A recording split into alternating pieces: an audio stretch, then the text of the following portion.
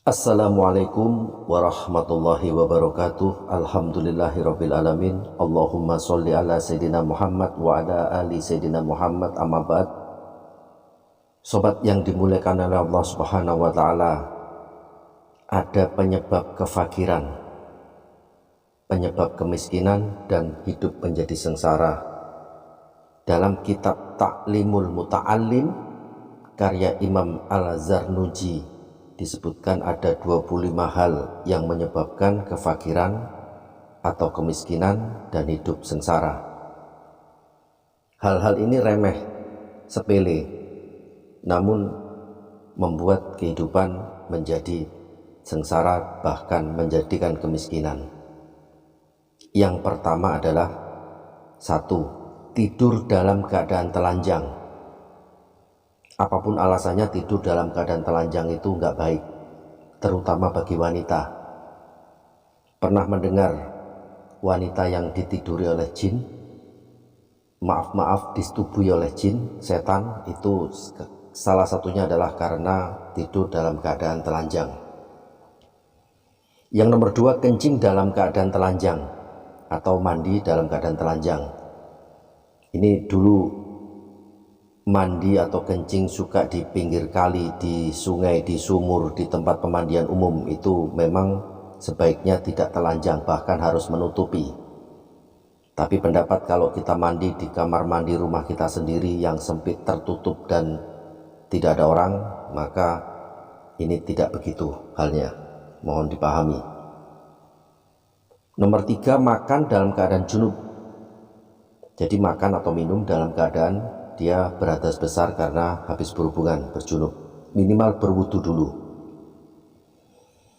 Nomor 4, makan sambil tiduran. Selain menyebabkan kefakiran dan kemiskinan, makan sambil tiduran ini tidak sehat untuk metabolisme tubuh dan menjadikan penyakit pada pencernaan. Nomor 5, membiarkan berserakan sisa makanan atau jorok ini. Nomor 6, menyapu di malam hari. Ini kami sebagai orang Jawa, saya dari kecil juga diwanti-wanti jangan menyapu rumah di malam hari. Saya tidak tahu maksudnya orang-orang tua di Jawa, tapi ini menjadi adat Jawa.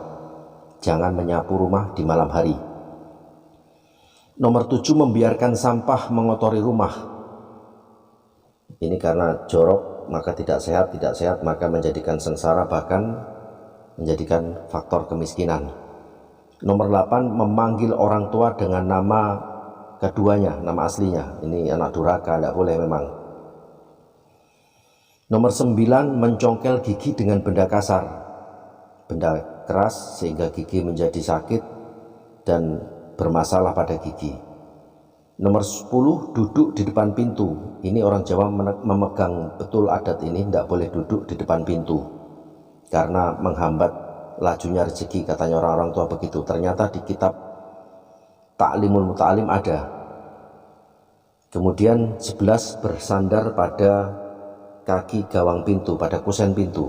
Ini masih sejenis dengan duduk di depan pintu, tapi ini berdiri bersandar pada kusen pintu. Nomor 12, berwudu di tempat buang hajat, di WC, di jamban, di kakus.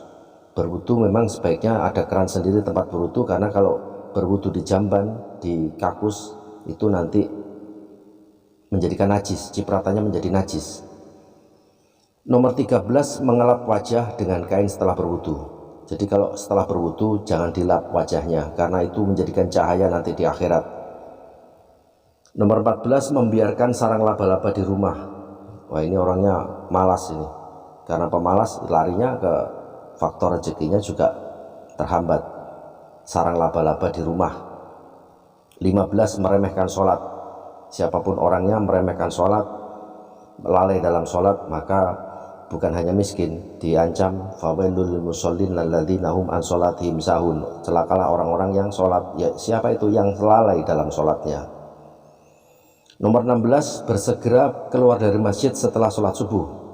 Jadi dia buru-buru pulang setelah sholat subuh, tidak wirid, tidak zikir, tidak berdoa, padahal subuh adalah waktu yang mustajabah untuk berdoa. Ini yang sholat di masjid, apalagi yang tidak sholat subuh, yang tidur saja. Nomor 17, berlama-lama di pasar. Ini bukan penjualnya, kalau penjualnya memang sampai tutup pasar.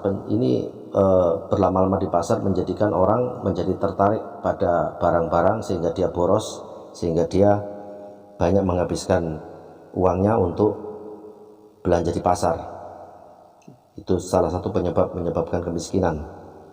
18, berdoa keburukan pada anak. Ini orang tua, tidak boleh berdoa pada anak. Untuk anak itu hal-hal yang buruk. Ibunya malin kundang itu mendoakan malin kundang menjadi batu, dia menyesalnya bukan main.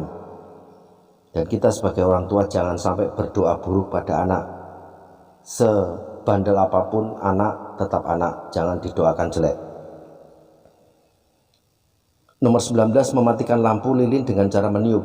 Meniup yang menjadikan lilin itu apinya berkobar. Mematikan lilin dengan cara meniup sehingga apinya berkobar membahayakan keselamatan, sehingga kalau terjadi kebakaran menyebabkan kemiskinan. Kemudian nomor 20, menulis dengan pena rusak. Saya tidak tahu maksudnya apa menulis dengan pena rusak, ya tidak bisa keluar tulisannya kalau penanya rusak, tapi ini disebutkan begitu. 21, menyisir rambut dengan sisir rusak. Sisir rusak bisa dimaklumi mungkin tajam-tajam sehingga akan melukai kepala kita. Nomor 22, tidak mendoakan kebaikan untuk orang tua. Anak yang tidak mendoakan orang tua itu terjauh dari rezeki, sehingga menyebabkan kefakiran, kemiskinan. Kemudian nomor 23, kikir dan enggan bersedekah. Orang yang sifatnya kikir itu jauh dari rezeki. Sebaliknya orang yang gemar bersedekah itu rezekinya akan melimpah ruah dari segala arah. Kemudian nomor 24, berlaku boros dalam kehidupan.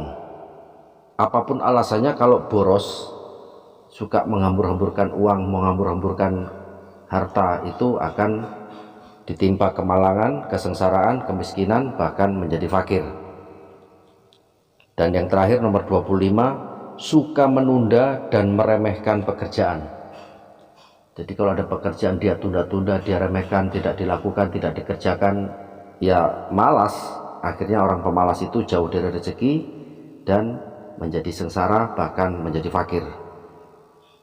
Sekian sahabat, kurang lebihnya mohon maaf. Semoga bermanfaat. Subhanakallahumma wa bihamdika, asyhadu an la ilaha illa anta astaghfiruka wa atubu ilaik. Assalamualaikum warahmatullahi wabarakatuh.